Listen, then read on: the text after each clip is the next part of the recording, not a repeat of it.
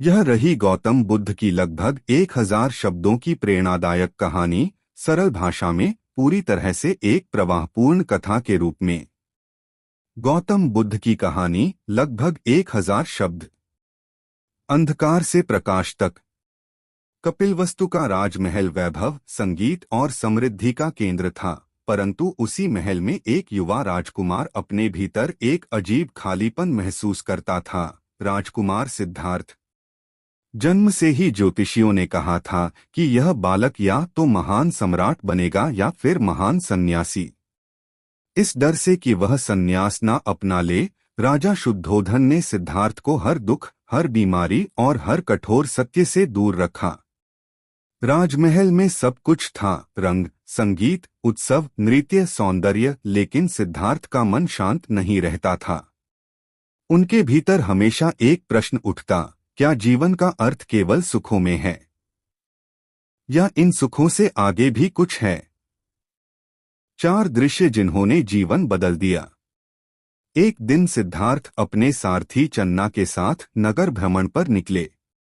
पहली बार अपने लोगों के बीच जाकर उन्हें जीवन का दूसरा रूप दिखने लगा।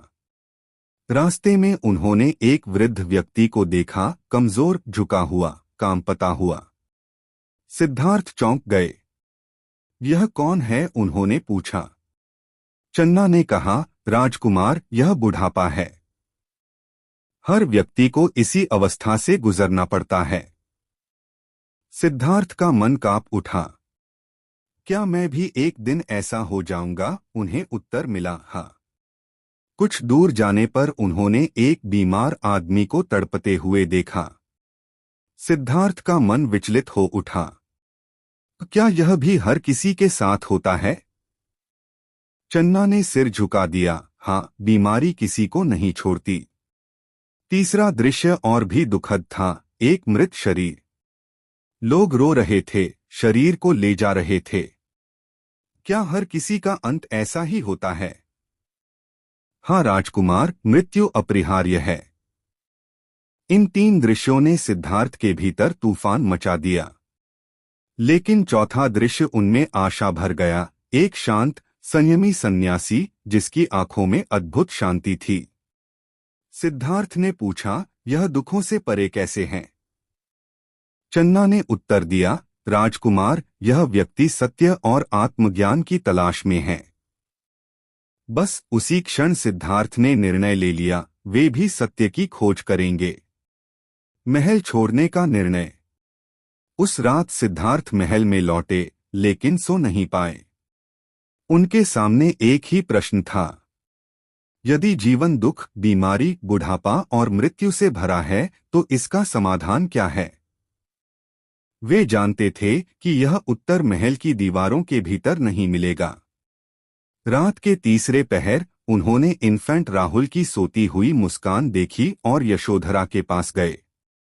प्रेम रोक सकता था, परंतु उनका ध्येय उससे बड़ा था। धीरे से महल का द्वार खोला, घोड़े कंथक पर बैठे चन्ना से कहा, चन्ना, मुझे सत्य के मार्ग पर जाना है। सूर्योदय से पहले ही सिद्धार्थ महल छोड़ चुके थे, सिर्फ एक वस्त्र और संकल्प के साथ। कठोर तपस्या और संघर्ष। सिद्धार्थ कई आश्रमों में गए, उपदेश सुने, साधना की, परंतु वे समझ गए कि केवल ज्ञान सुनना काफी नहीं है। उन्होंने कठोर तपस्या अपनाई, भूखे रहे, महीनों तक केवल एक दाना खाया, शरीर हड्डियों का ढांचा बन गया। एक दिन बेहोशी के करीब पहुंचे तो उन्हें एक बोध मिला, अत्यधिक कठोरता भी गलत है और अत्यधिक विलासिता भी। यही थी मध्यम मार्ग की पहली झलक। उसी समय सुजाता नामक गांव की लड़की ने उन्हें खीर का कटोरा दिया। सिद्धार्थ ने स्वीकार किया। उनके भीतर कहीं शांति आई। तपस्वी उन्हें देखकर चले गए। सिद्धार्थ तो साधना छोड़ रहा है। पर सिद्धार्थ जानते थे, वे साधना छोड़ नहीं रहे, वे सही साधना की शुरुआत कर रहे थे। बोधि वृक्ष के नीचे अंतिम ध्यान। उर्वेला के पास एक वृक्ष के नीचे, जो बाद में बोधि वृक्ष के नाम से प्रसिद्ध हुआ, सिद्धार्थ बैठ गए। उन्होंने प्रण किया, जब तक सत्य न मिल जाए उठूंगा नहीं। रात्रि गहरी होती गई, मन में पुरानी स्मृतियां उभरती रहीं। भीतर के भय, इच्छाएं, मोह सब उन्हें तोड़ने आए, पर वे अडिग रहे। अंतिम पहर में जब आकाश में तारे धुंधले होने लगे, सिद्धार्थ की आंखें भीतर ज्ञान के प्रकाश से भर गईं।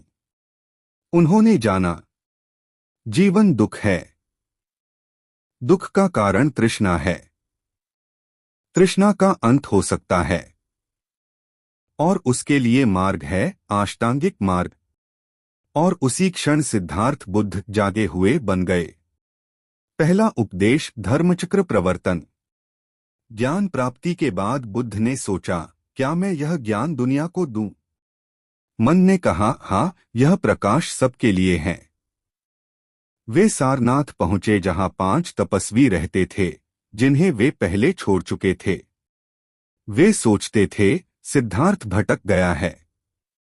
लेकिन जब बुद्ध के पास आए तो उनके चेहरे की शांति देख वे विनम्र हो गए। बुद्ध ने उन्हें 4 आर्य सत्य और अष्टांगिक मार्ग का उपदेश दिया। यह पहला उपदेश धर्मचक्र प्रवर्तन कहलाया। यही से बौद्ध धर्म की यात्रा शुरू हुई। बुद्ध का जीवन, करुणा का संदेश। बुद्ध नगर नगर घूमे। उन्होंने राजाओं से लेकर भिक्षुकों तक सभी को सिखाया, क्रोध आग है, उसे छोड़ो। लालच बंधन है, उसे ढीला करो। करुणा ही वह जल है जो दुनिया के दुख को शांत करती है। उन्होंने किसी व्यक्ति का धर्म, जाति, वर्ग नहीं देखा। महात्मा आनंद उनके शिष्य बने, महाप्रज्ञा किस्सागो बन गईं। अंगुलिमाल जैसे डाकू को उन्होंने एक शांत भिक्षु बना दिया। बुद्ध सिखाते, अहिंसा केवल हाथ की नहीं, मन की भी होनी चाहिए। वे अपने हर उपदेश में सरल उदाहरण देते। जैसे दीपक अपने लिए भी जलता है और दूसरों को भी प्रकाश देता है, वैसे ही मनुष्य को भी जीवन जीना चाहिए। अंतिम उपदेश। बुद्ध 80 वर्ष के हो चुके थे। कुशीनगर में साल के पेड़ों के बीच उनका शरीर धीरे धीरे शांत हो रहा था, परंतु चेहरे पर मुस्कान थी। शिष्यों ने पूछा, भगवान, आपके बाद हमारा मार्गदर्शन कौन करेगा? बुद्ध ने अंतिम शब्द कहे, अप दीपो भव। स्वयं अपना दीपक बनो। सत्य को खोजो, असत्य को त्यागो। धर्म को अपना मार्गदर्शक बनाओ। और उसी रात बुद्ध महापरिनिर्वाण में लीन हो गए। सार, यह सिर्फ एक व्यक्ति की कहानी नहीं है। यह खोज की कहानी है, समझ की कहानी है, करुणा की कहानी है। गौतम बुद्ध ने दुनिया को दिखाया कि सुख बाहरी वस्तुओं में नहीं, भीतर की शांति में है। ज्ञान पढ़ने से नहीं, अनुभव से जन्मता है। और जीवन का सबसे बड़ा धर्म करुणा है। यदि चाहे तो मैं कहानी का आगे का भाग दे सकता हूं। इसे और लंबा, 1500 से 2000 शब्द कर सकता हूं। बच्चों के लिए सरल संस्करण बना सकता हूं। आप बताएं। यह रहा कहानी का आगे का भाग, लगभग 1000 शब्द और बुद्ध के जीवन और उनके उपदेशों की अगली गहराई। गौतम बुद्ध की कहानी भाग 2। करुणा का पथ। 1000 शब्द के आसपास। बुद्ध के महापरिनिर्वाण की खबर जब छोटी छोटी बस्तियों से लेकर बड़े नगरों तक पहुंची तो लोग श्रद्धा और शोक दोनों से भर गए। परंतु बुद्ध का जीवन केवल उनके शरीर तक सीमित नहीं था। उनके विचार, उनके उपदेश और उनके शिष्य, ये सभी मिलकर उस प्रकाश को आगे ले जाने वाले थे जिसे बुद्ध ने संसार में प्रज्वलित किया था। लेकिन बुद्ध की यात्रा यहीं समाप्त नहीं हुई। बुद्ध की कहानी का असली विस्तार उनके जीवन के अंतिम वर्षों में है, जब उन्होंने करुणा, धैर्य और समझ का सबसे सुंदर रूप दुनिया को दिखाया। एक बुद्ध और कोसल का राजा प्रसन्नजीत। कपिलवस्तु से कुछ दूरी पर कोसल राज्य था, जिसके राजा थे प्रसन्नजीत। बुद्ध के उपदेशों की चर्चा जब राजा तक पहुंची तो उन्होंने बुद्ध से मिलने की इच्छा जताई। एक दिन बुद्ध को आमंत्रण मिला। वे शांत चाल से चलते हुए राजमहल पहुंचे। राजा ने उन्हें देखा, सरल वस्त्र, बिना किसी आभूषण, चेहरे पर असीम शांति। राजा ने पूछा, भगवान, आप राजा होते हुए भी सब कुछ त्याग कर क्यों चले गए? बुद्ध मुस्कुराए, राजन, राजा के पास राज्य होता है, परंतु इच्छाएं उसे बांध लेती हैं। जो इच्छाओं को त्याग दे वही सच्चा स्वतंत्र है। राजा इतना प्रभावित हुआ कि उसने कहा, भगवान, अब मैं राज्य करके भी आपका भिक्षु बनना चाहता हूं। बुद्ध बोले, राजन, अपने राज्य की सेवा भी एक धर्म है। भिक्षु बनना आवश्यक नहीं। धर्म वही है जहां करुणा है, न्याय है। राजा नम्र होकर झुक गया। उसी दिन से कोसल राज्य में बुद्ध के उपदेश नियमित रूप से फैलने लगे। वह दिन जब बुद्ध ने डाकू को भी बदल दिया। अंगुलिमाल। बुद्ध के जीवन का सबसे प्रभावशाली प्रसंग अंगुलिमाल की घटना है। अंगुलिमाल एक क्रूर डाकू था। उसके गले में 100 मनुष्यों की उंगलियों की माला लटकती थी, इसलिए उसका नाम पड़ा अंगुलिमाल। लोग कहते, भगवान, उस जंगल में मत जाइए, वहां भयानक जानलेवा डाकू रहता है। बुद्ध शांत स्वर में बोले, अंधकार तभी मिटेगा जब कोई दीप लेकर उसमें प्रवेश करेगा। बुद्ध अकेले जंगल की ओर बढ़ गए। अंगुलिमाल ने दूर से देखा, एक साधु आ रहा है। वह चिल्लाया, रुक जाओ, पर बुद्ध चलते रहे। अंगुलिमाल दौड़ा, परंतु अजीब बात, बुद्ध उससे आगे ही चलते रहे, जैसे वे चलते हुए भी स्थिर हों। हांफ कर उसने पुकारा, साधु, रुक क्यों नहीं रहे? बुद्ध मुड़े और बोले, मैं तो बहुत पहले रुक चुका हूं। तुम्हें रुकना होगा अपनी हिंसा से, अपने क्रोध से। यह सुनकर अंगुलिमाल जैसे किसी ने भीतर से हिला दिया हो। उसने पहली बार किसी नेत्रों में भय नहीं, करुणा देखी। वह बुद्ध के चरणों में गिर पड़ा। बुद्ध ने उसे उठाया। हिंसा से कोई नहीं जीतता। धर्म का मार्ग अहिंसा से खुलता है। अंगुलिमाल रो पड़ा, मैं बदलना चाहता हूं। क्या मेरे जैसे पापियों के लिए भी आशा है? बुद्ध बोले, हर मनुष्य बदल सकता है। अतीत तुम्हें बांध नहीं सकता जब तक तुम स्वयं उसे न पकड़ो। अंगुलिमाल उसी क्षण भिक्षु बन गया। आगे चलकर वह बौद्ध संघ का सबसे शांत, करुणामय भिक्षु बना। 3 बुद्ध और सुजाता, वह कृतज्ञता का क्षण। बुद्ध अब एक प्रसिद्ध गुरु बन चुके थे, लेकिन सुजाता, वही लड़की जिसने उन्हें साधना के दौरान खीर दी थी, उन्हें नहीं भूली थी। एक दिन वह बुद्ध से मिलने आई। उसने कहा, भगवान, शायद अगर मैं उस दिन खीर ना देती तो आप साधना छोड़ देते। बुद्ध मुस्कुराए, सुजाता, तुम्हारा दिया भोजन मेरा शरीर ठीक कर सकता था, परंतु ज्ञान की प्राप्ति मेरे भीतर की जागृति थी। तुम्हारा दान मेरे लिए प्रेरणा बना, और हर प्रेरणा धर्म का बीज होती है। सुजाता ने कहा, भगवान, मैं भी धर्म सीखना चाहती हूं। बुद्ध बोले, अपने भीतर करुणा जगाओ, अहंकार छोड़ो और हर जीव में अपना प्रतिबिंब देखो, यही धर्म है। सुजाता बुद्ध की पहली महिला ले डिसाइपल यानी उपासिका बनी। 4 बुद्ध और आनंद, सबसे प्रिय शिष्य। आनंद बुद्ध के चचेरे भाई थे और उनके सबसे निकटतम शिष्य। आनंद बुद्ध से हमेशा सवाल पूछते, कभी धर्म के बारे में, कभी जीवन के बारे में। एक दिन आनंद ने पूछा, भगवान, आपके बाद कौन हमारा मार्गदर्शक होगा? बुद्ध बोले, धर्म और विनय ही तुम्हारा गुरु होंगे। मैं शरीर से जाऊंगा, पर मेरे उपदेश तुम्हारे साथ रहेंगे। आनंद ने कहा, आपके उपदेश इतने सरल क्यों होते हैं? बुद्ध मुस्कुराए, आनंद सत्य सरल होता है, जटिल तो मनुष्य बनाता है।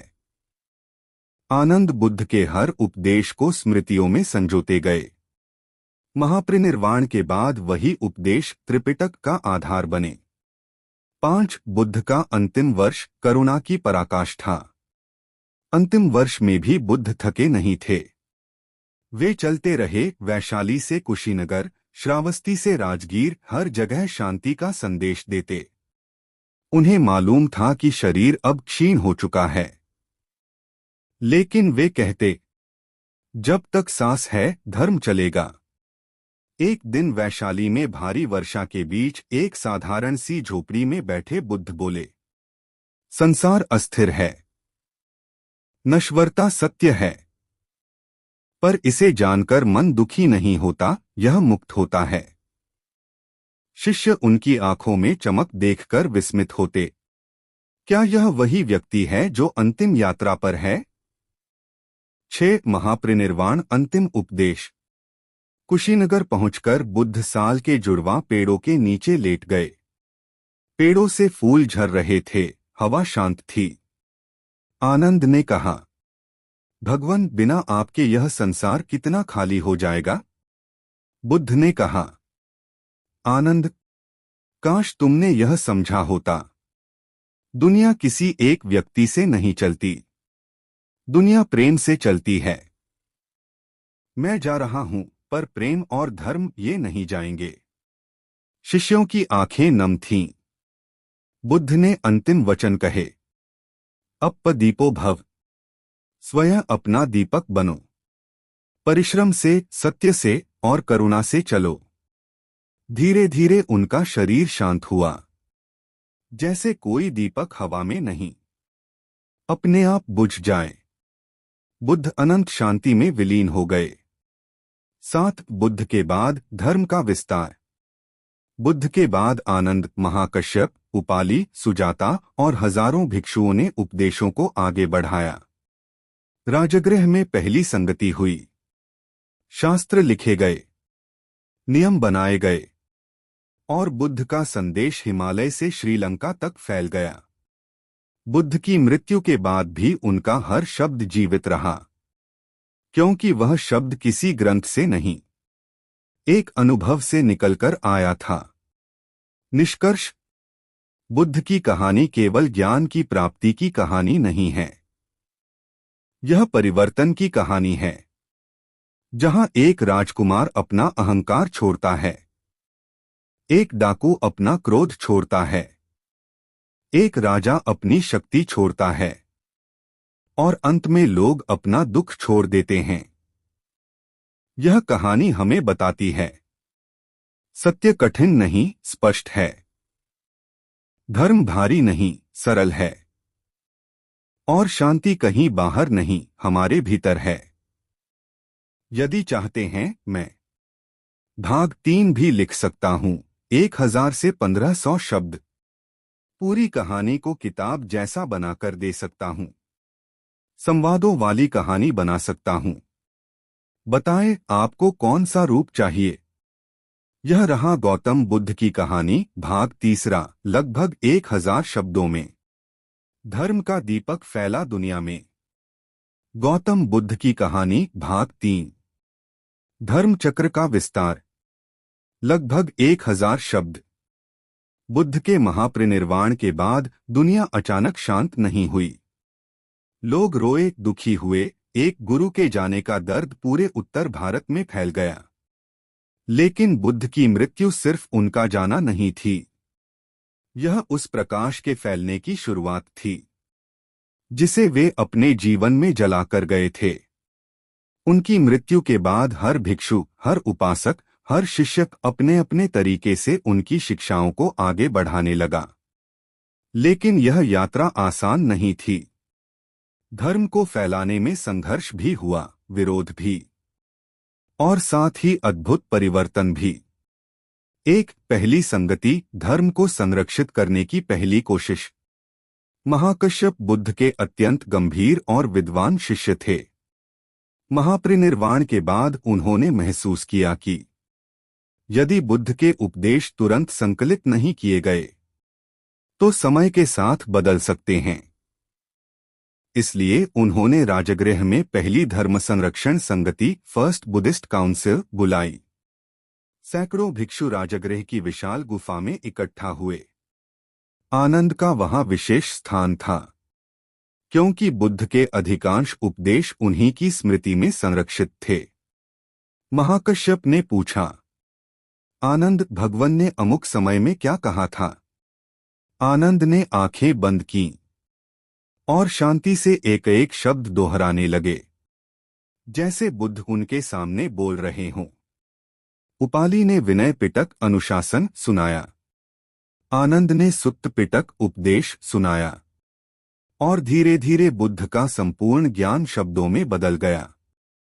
यह संगति बौद्ध धर्म को संरक्षित करने में पहला महान कदम बनी। 2 राजा अशोक, जिसने हिंसा से शांति की यात्रा की। बुद्ध के महापरिनिर्वाण के लगभग 200 वर्ष बाद एक नया नाम उभरा, सम्राट अशोक। वह एक पराक्रमी योद्धा था, किंतु अपने राज्यकाल के मध्य उसने एक युद्ध किया जिसमें हजारों लोग मारे गए। जब अशोक युद्धभूमि पर पहुंचा, उसने शवों का अंबार देखा, बच्चों को अपने माता पिता के शवों पर रोते देखा। उसका मन विचलित हो उठा। उसने पूछा, क्या यही विजय है? क्या यही सम्राट होने का अर्थ है? उसका हृदय टूट चुका था और उसी समय उसने बुद्ध के उपदेशों की ओर ध्यान दिया। वह बुद्ध के संघ से जुड़ा, धर्म सीखा, क्रोध छोड़ दिया, हिंसा त्याग दी। उसने कहा, अब मैं तलवार नहीं, धर्म का दीपक फैलाऊंगा। अशोक ने पूरे भारत में स्तूप बनवाए, धर्म के शिलालेख लिखवाए, शांति, करुणा और सत्य का संदेश दूर दूर तक फैलाया। उसकी प्रेरणा से ही बौद्ध धर्म ने श्रीलंका, नेपाल, तिब्बत और दक्षिण पूर्व एशिया तक अपनी जड़ें जमा लीं। 3 वैशाली की अमृता, एक साधारण लड़की, असाधारण श्रद्धा। वैशाली में एक लड़की रहती थी, अमृता। वह गरीब थी, लेकिन बुद्ध के उपदेशों से गहरा प्रेम करती थी। अमृता कभी कभी देर शाम मंदिर जाती, दीपक जलाती और कहती, बुद्ध भले चले गए हों, पर उनका प्रकाश तो मेरे भीतर है। वह पढ़ नहीं सकती थी, लेकिन जो भी भिक्षु गांव आते, वह ध्यान से हर उपदेश सुनती। एक बार उसे सवाल हुआ, क्या एक साधारण लड़की भी बुद्ध की साधिका बन सकती है? एक वृद्ध भिक्षु ने मुस्कुराकर कहा, साधना ज्ञान से नहीं, मन से होती है। जिसके मन में करुणा है, वह बुद्ध का मार्ग चल रहा है। अमृता धीरे धीरे गांव की लोगों की शांति का स्रोत बन गई। वह बीमारों की सेवा करती, झगड़े रोकती और ध्यान का अभ्यास कर लोगों को सिखाती। उसका जीवन साबित करता था, बुद्ध का धर्म उन लोगों के लिए भी था जो विशाल महलों में नहीं, छोटे छोटे घरों में रहते थे। 4 बौद्ध संघ का विस्तार, शांति की यात्रा। आनंद, महाकश्यप, उपाली, सुजाता, महामौदगल्यायन, ये सभी बुद्ध के मूल शिष्य थे। इनके मार्गदर्शन से बौद्ध संघ तेजी से फैलने लगा। भिक्षु गांव-गांव, नगर-नगर जाते। वे भोजन नहीं, केवल 2 चीजें मांगते, सत्य और करुणा सुनने की इच्छा। लोग उनसे प्रेम करते क्योंकि वे प्रचार नहीं करते थे, उपदेश नहीं थोपते थे, बल्कि समझाते थे। दुख है, परंतु उसका अंत भी है। भिक्षुओं की सबसे बड़ी विशेषता थी, वे किसी के धर्म, जाति या जीवन शैली को अपमानित नहीं करते थे। यही कारण था कि उनका उपदेश हर वर्ग में फैलता गया।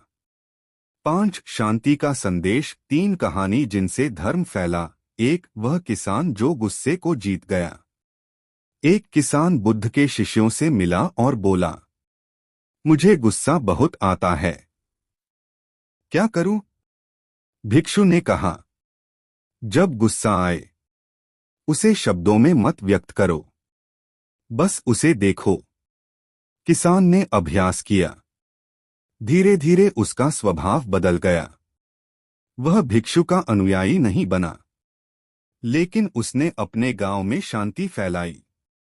दो व्यापारी जिसने धन बांटना सीखा। राजगीर का एक व्यापारी बहुत धनवान था लेकिन कंजूस था। जब उसने बुद्ध का उपदेश सुना, दान वह नहीं जो हाथ से निकलता है, दान वह है जो मन से निकलता है, तो उसका हृदय बदल गया। उसने अपना जीवन सेवा में लगा दिया। यह देखकर लोग कहते, धर्म क्या होता है, यह बुद्ध ने नहीं, इस व्यापारी ने समझाया। 3 वह सैनिक जिसने हथियार फेंक दिया। एक सैनिक भिक्षुओं की सभा में आया और बोला, मैं युद्ध छोड़ना चाहता हूं, पर राजा मुझे अनुमति नहीं देगा।